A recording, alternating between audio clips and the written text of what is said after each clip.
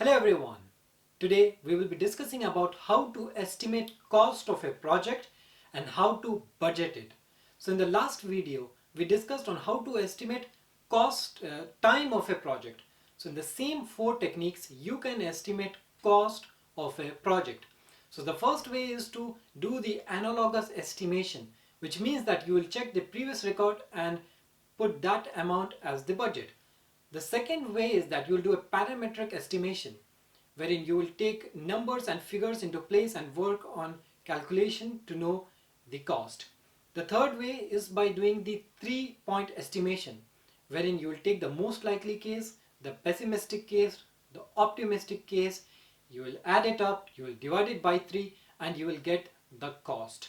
The fourth way, the best way to do this is by bottom-up estimating, which means that you will divide the project into different phases and each phase will have its own activity. So you would note that this activity in this phase would cost me this much. So let's take an example. Let's say that you have a project of construction of a villa. So you will divide that project into different phases. Phase 1 would be making the foundation. Phase 2 would be cementing it. Phase 3 would be putting the blocks in place. Phase 4 would be painting it, designing it, the interior decoration and all. So in different activities, let's say for the cementing work or the foundation work, how much of cost is involved in that? You will take the total of all the activities cost and tell that this is the cost of my project.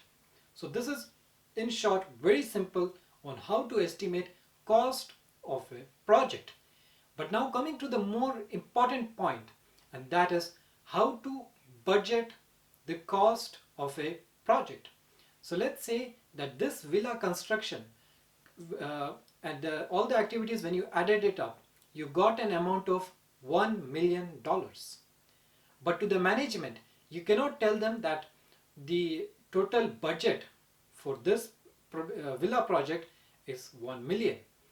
You will have to add up some extra amount as reserves, just in case, like if you fall into trouble, there will be some amount which can save you and not make the project make this project cancel or cancel the project basically. So now let's look into this figure which is shown in the screen. Here you note that the villa project was for $1 million, but we need to have contingency reserve, which means that non-risks. So let's say that we expect that this villa will take 1 year to construct. In winter we will have rain, so this rain can spoil the paint of the villa. It's just a risk that we are assuming that it may happen. It's a possible risk. So contingency reserve, usually we take it as 10% of the total cost. So in this case, 10% of this 1 million will be $100,000. So now the cost of your project got to be $1 million and $100,000, but this is not enough. We will also have to consider the management reserve into factor, which means that unknown risk that we don't know. So this usually gets to be somewhere around 5% of the total project cost.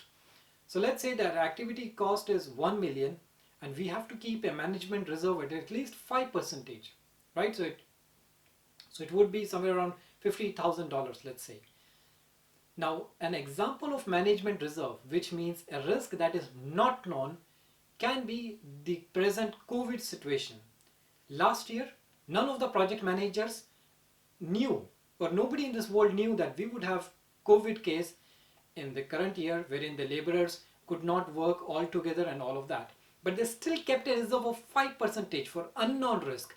So today, the companies who are doing well, who are working, who are still progressing and working on the projects, are the ones who kept contingency reserve, are the ones who kept management reserves into place. And when you add up all of this amount, which would be 1 million plus 100,000 plus 50,000, you can then go and tell your management that the budget for construction of this villa is not 1 million, it is 1 million, it's $1.15 million. So friends, I hope that it was clear to you on how to estimate cost of a project and how to actually budget it. Having reserves is very important for us to avoid failures in a project. Thank you for watching this video. If you have got any doubts, you can write to me in the comments below. Thank you for watching. I'll see you soon. Take care of yourself.